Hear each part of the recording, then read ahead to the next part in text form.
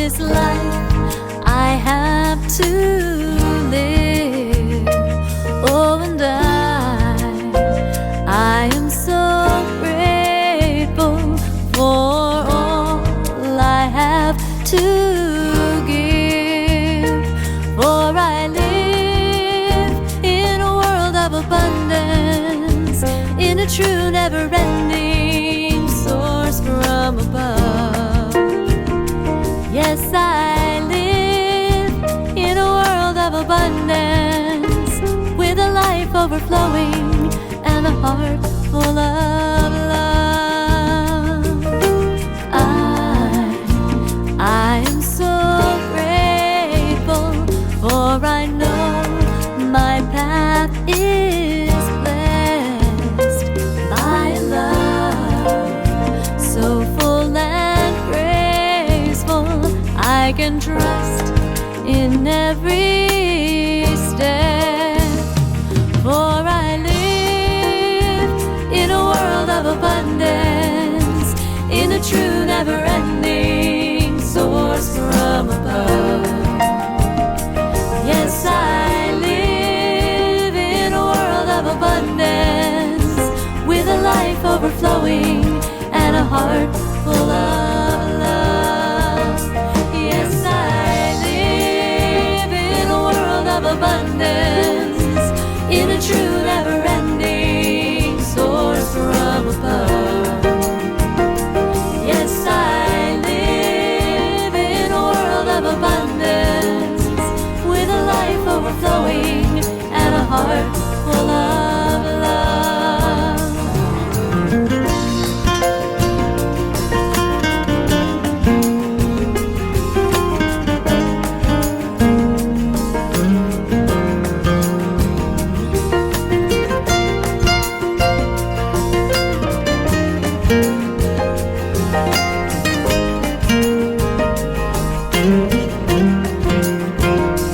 Yes, I live in a world of abundance, in a true never-ending source from above. Yes, I live in a world of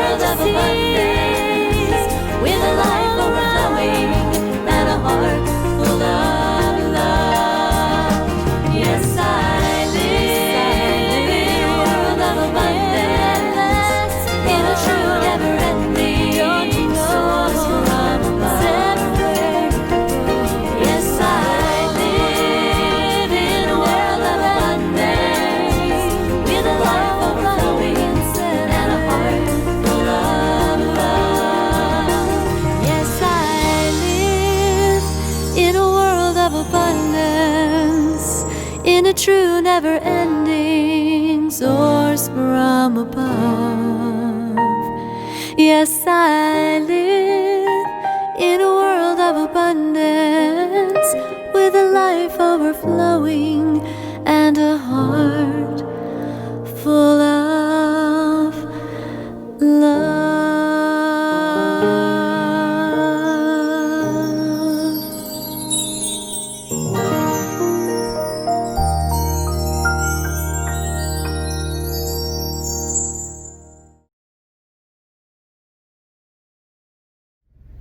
Good morning, everyone.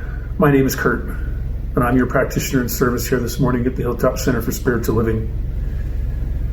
And if this is your first time here with us, I want to welcome you and let you know that you belong here, no matter what spiritual path you may be on.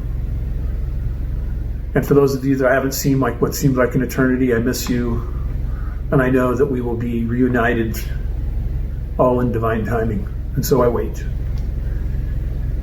And so this morning I'd like to just share a thought or prayer from Thomas Merton. Let our vocation not simply to be, but to work together with God in the creation of our own life, our own identity, and our own destiny. The secret of my full identity is hidden in Him. Now I'd like you to join me in prayer. And so what I recognize is this divine idea, this divine unfoldment that is the Hilltop Center. is providing us all with a doorway, with a portal to what God is wanting us to become. We need only but open that door and walk through it. And in doing so, we are uniting that which is within with that which is without. And we're bringing forth that which is that light that is wanting to come forth in all of life. And so in this recognition, I am just truly grateful. And I give thanks and I release these words into that infinite mind of God, knowing that as it is spoken, so it is done, and so it is.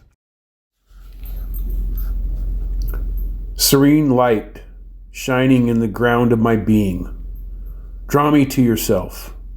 Draw me past the snares of the senses, out of the mazes of the mind. Free me from the symbols, from the words that I may discover the signified, the word unspoken in the darkness that veils the ground of my being. And so now I'd like you to join me in a welcoming meditation. I'd like to start out by sharing this reading by Kabir Hilminsky. Whoever makes all cares into a single care, the care for simply being present, will be relieved of all cares by presence, which is the creative power. And now I invite you to bring your awareness to this present moment and just relax your body and notice any feelings or sensations and let go of anything that may be on your mind. Feel your heart beating. Feel the flow of your breath. Feel the presence that is living through you right now. Now bring your awareness to the most pressing matter in your life that may be painful, troubling, or upsetting you. It may be physical, emotional, or a life situation. And now I invite you to move it into your heart and hold it there and just be with it and thank it for being present. And now I invite you to say softly, welcome. Welcome to whatever may have shown up. Pain, fear, anger, sorrow. And now I invite you to just let it go and quietly repeat with me as I speak these words. I let go my desire for security and survival. I let go my desire for esteem and affection. I let go my desire for power and control. I let go my desire to change the situation. And so now I know this truth for each of us. You are loved. You are more than enough. You matter. And you are God's miracle.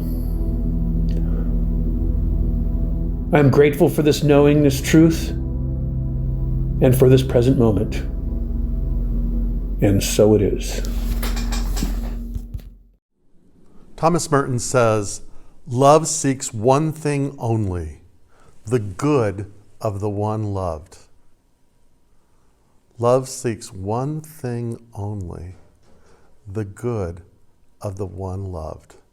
So this month we have been talking about your abundance. And we're talking about your abundance from a spiritual perspective. And I want to sort of stretch that out a little bit in just a few minutes. But we're basically saying that our abundance is rooted in our knowledge of God. You know, something that Kurt said toward the end of his meditation, I just found so beautiful and meaning, and I've been sort of contemplating it for the last couple days. What he said is this: you matter. You are God's miracle. Let's think about that for a few moments and let that deeply set in. You matter. You're important. You are a part of this great, amazing unfoldment, this incarnation of the divine into all things. And you are God's miracle. Your breath, your activity, your contribution, all of that means something. So, I think in this whole series of talks that we've done this month, if there is one takeaway that I hope that you have, it is this, is that you are a center of divine consciousness. You are a center of divine life. You are a center of divine love within the vast whole. So something that we've been talking about this month is this idea of approaching our abundance from a spiritual perspective. And what I mentioned maybe last week and a couple weeks ago was this, is that, spirituality is a enormous conversation to have. But for the sake of this series of talks, we're kind of saying that two things are evident about spirituality. The first is the seeking of truth, which I want to talk a little bit about more. And the other one is this, how we manage our power and where there are power leaks and where we give our power away. And I want you to think about that right now. Think about this last week. Where have you given your power away? Where have you, from the inside, given away your power? Become hypnotized, mesmerized, narcotized, gone asleep. What we talk about is that what begins in the internal is cause, and it expresses itself in the external, which is effect. So the cause and effect. And so what happens when we give our power away? And it happens internally before it expresses itself externally. And maybe think about it this way. There are three big power drains that all of us are vulnerable to. One is blame. And blame kind of looks at the world or looks externally and says, there just isn't enough. I could have been a contender. I could have had this. I could have done this if it weren't for that thing, that person out there. And that's a big power drain. And the second power drain is this. It's shame. If blame is there's something wrong out there, shame is there's something wrong in here. And again, that's almost heresy, because it's a denial of our divinity. And then the third is regret, right? Regret. It's too late. I could have done this. I might have had this. It would have been great if this could have happened, but it's too late. And again, that's a real power drain, because it limits the novelty of spirit. And so just again, think, where have you engaged in blaming this week? I know where I have. And where have you engaged in shaming this week? I know where I have. And regret. Yep. Hadn't gotten on that motorcycle on that day, all these amazing things would not have had happened. So we look at these: shame, blame, regret. They are probably the biggest leaks of our personal power that we may have. And so part of our work then is recognizing these leaks and then beginning to repair those leaks. So there's that great power. Again, what's happening internal is cause, and then it shows up in our life as effect. And what I will say is this, is I don't think that a person can experience the fullness of their life if they are draining this away. It's like a debt. In fact, it is a debt. And let's recognize, again, from a metaphysical point of view, all debt is bondage, because it's simply siphoning off what we have to create with and paying off some, mausoleum in the past that we have. It's kryptonite to our own internal power. But I want to talk a little bit too about this idea of truth and what is true. Merriam-Webster says truth about this. It says, being in accordance with the actual state of affairs.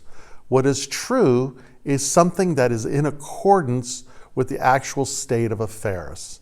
And I want to offer you something. Define it how you will. Agree with me if you want or not. But I challenge you to this truth, which is, we live in a spiritual universe. Now, you might want to say we live in an intelligent universe. We live in an evolving universe. Whatever and however we want to say it, if there is intelligence, there's beingness and consciousness. And again, something that I say almost every time I teach a class is this. The most important question that we ask is, what kind of universe do you live in? And something fundamentally shifts in us when we recognize that we live in a spiritual universe, that we live in an intelligent universe. We live in an unfolding universe. We live in an unfinished universe. And one of the things that I would offer in that consideration is this, is that if there is intelligence, and there is, and if we call this spiritual, which I do, and it points to this idea of divinity, God, spirit, first cause, creative, Sam, whatever you want to call it, this idea of divine. What we understand is that the very nature of divinity itself is love. It can only be love, because the creative force is that which brings life, that which renews, that which is novel, that which is unfolding. And when we begin to understand, and something that mystics have known since forever, and scientists are confirming more and more every day, is that everything is interconnected to everything else, and that everything is a part of this expanding that supports, that nurtures, that heals, that renews. So this force of love is recognized in every single thing there is. And then, the great teacher Jesus in the Gospel of John says this about truth. He says, you will know the truth, and when you do, it will set you free. So those of you who are at this community here in Fallbrook and have heard me speak on this before, kind of know where I'm going to go with this. Because the Gospel of John, which I absolutely believe is a handbook to a mystery school, was originally written in Greek. Now, Jesus didn't speak Greek, but those that were writing about the life and teachings of this amazing prophet, this amazing being known as Jesus, recorded it as saying, you will know the truth. And the Greek word is aletheia. And aletheia means to not be asleep. It means to not forget. And if you think Lethe, the river Lethe, which is where souls pass before they take birth in this life.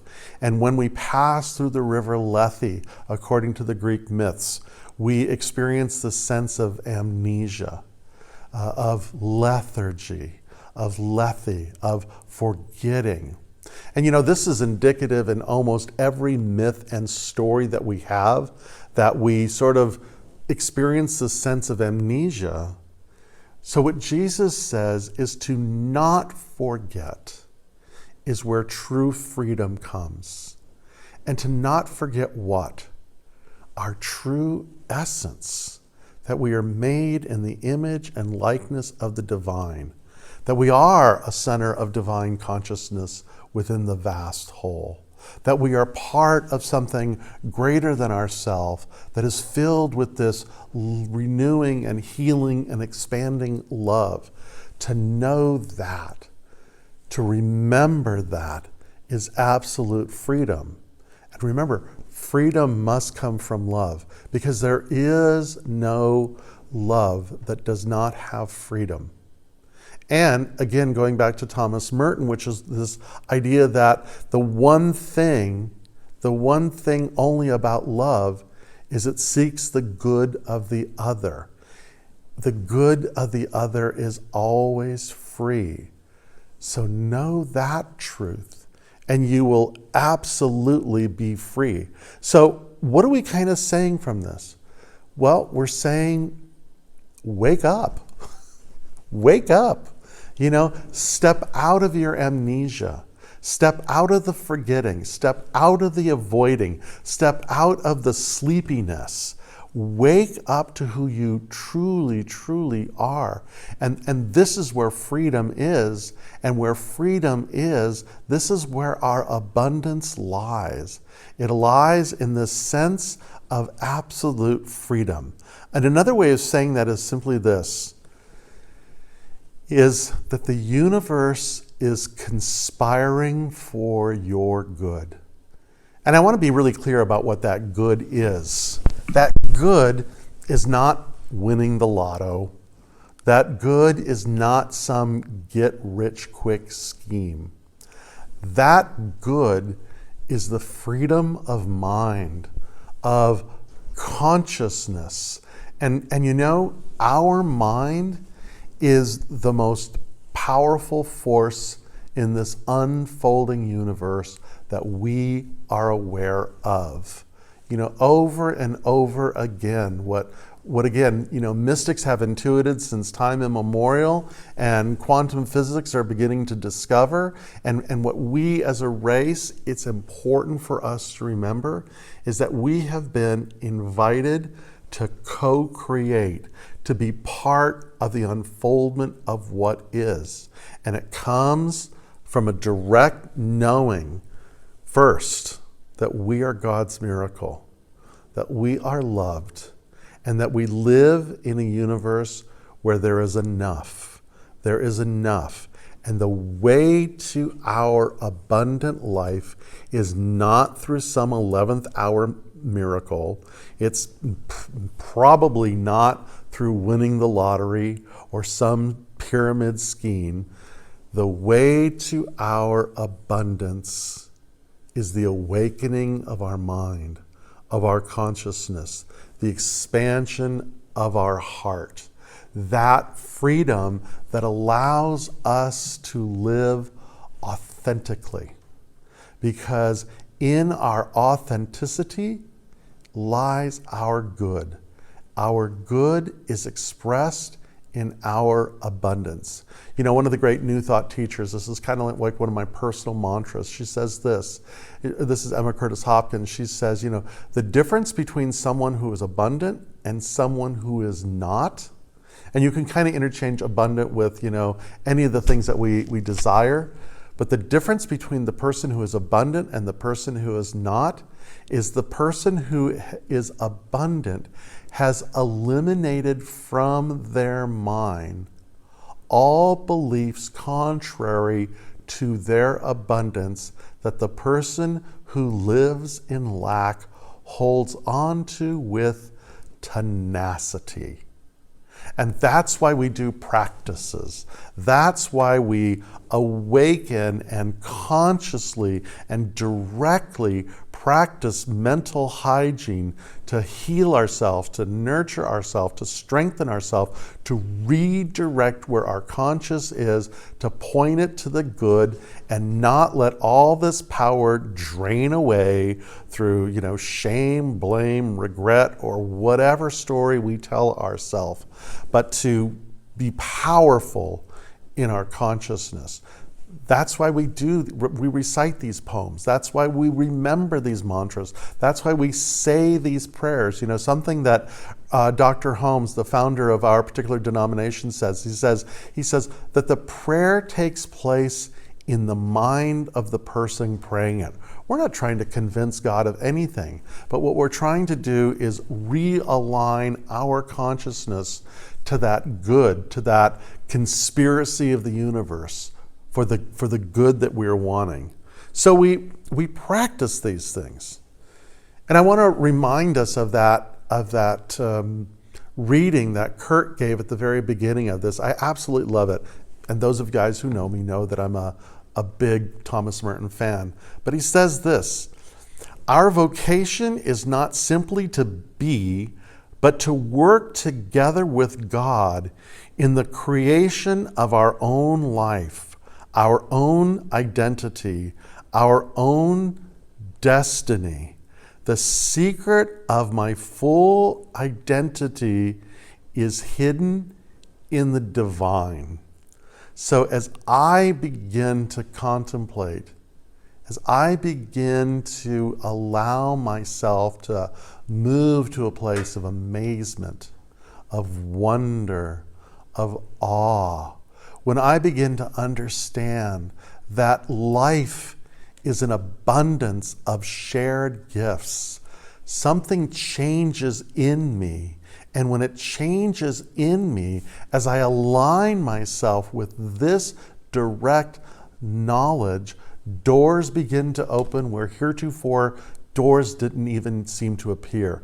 It's as if there's magic happening. We've all had these experiences where we have anchored ourselves in a certain good, and all of a sudden, the good that we're looking for begins to appear everywhere. And the answer begins to show up in places where we didn't even know that it was. Because this is what we're talking about. This is what the abundant life is. It's not simply like the tooth fairy, but it's changing us to embrace our true identity as noble sons and daughters of the divine, as co-creators in this expanding universe. And that the knowledge of this awakening to this is that great experience of freedom. Freedom in consciousness first that creates and manifests. Because when it's happening on the internal, it's expressing itself at the external. And so, here's our practice for the week, our final practice for our whole month on living your abundant life. And here's the deal. This one you can take with you. I want you to do this every day, a couple times a day, 10 times a day, 50 times a day, as long as it takes. So continue doing the practice. Memorize the poem. It's healthy for you. It's good for you to memorize the 23rd Psalm. You know, I do it every morning, like right before my eyes begin to open and I realize I'm kind of awake. I start in there. The Lord, the divine presence, is like a shepherd to me. And then also practice the one from 1 Corinthians. I am love. I am patient. I am kind. And that beautiful prayer that Andrea read a couple weeks ago, to let go of what it's time to let go of and to call in what's necessary to be called in. These are just tools on our belt to have always. But here's our practice now. Say to yourself, I am a center of divine consciousness within the vast whole. Or say, I am a center of divine love within the vast whole.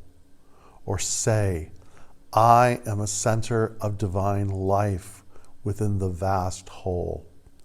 And then, to every person you see, to every animal you encounter, to every plant that you lay your eyes upon, bless them by saying, you are a center of divine consciousness.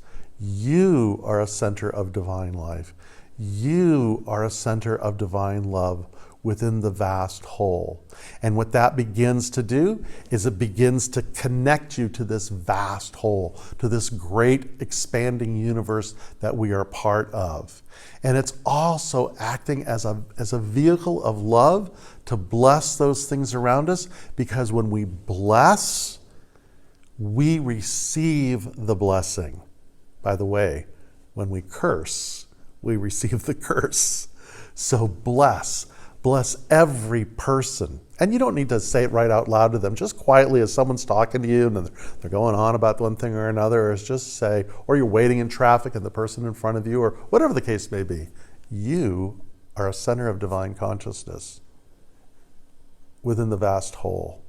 And what I say often is this: you are a center of divine consciousness within the vast whole, and there's nothing that you can do about that. It's just a metaphysical truth. And so, the practice to bless yourself daily, to bless those around you and everything daily. How amazing this is going to be in your world where everything around you is blessed. And you know, prove it, do it, demonstrate it, and experience it. Because this is what we know for truth. Love seeks one thing only: the good of the one thing loved. And I love you, and there's nothing you can do about that. And so my blessing to you is you are a center of divine consciousness, a center of divine love, a center of divine life within the vast whole. And so it is. So again, thank you for being part of our celebration weekly. And you are such an integral part of this. I appreciate so much your sharing and connecting other people, because we are growing and we're growing. We got a notice last week from someone from Indiana. So blessings to you, Indiana. Blessings to you, Oregon, and Australia, and New York, and of course in California and beautiful Fallbrook. Blessings to all of you. And thank you for your continual and generous support. So there's 3 things I want you to just pay attention to that are coming up.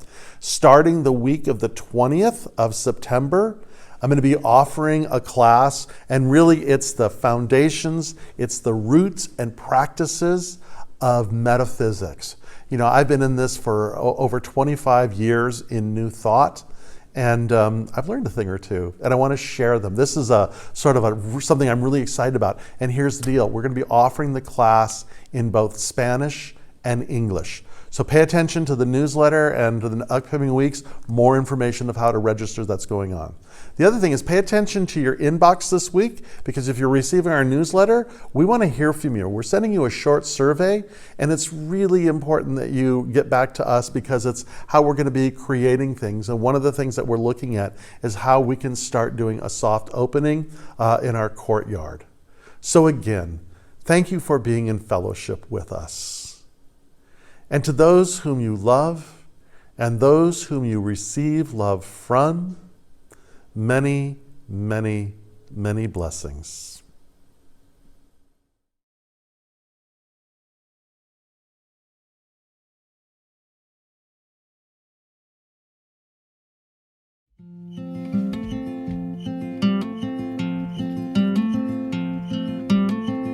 I lost my way down that long dark road. I lost my way, but a light brought me home. And only I could see where it came, and heard the faint call of my name. I felt the pain of losing it all.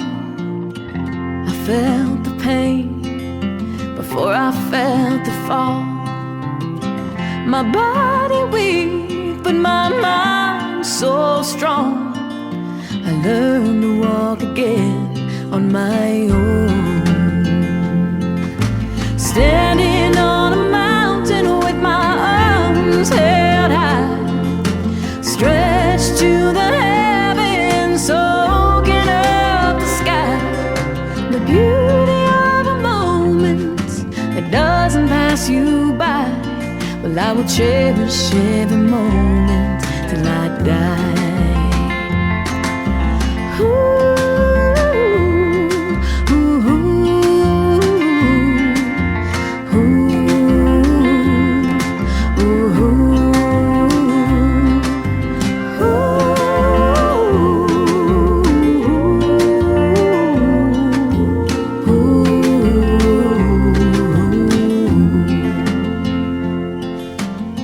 Well, I wake each day with this pain still there, but each day I wait and send thanks somewhere. If I should stop being grateful for this, then let me give my life to someone else.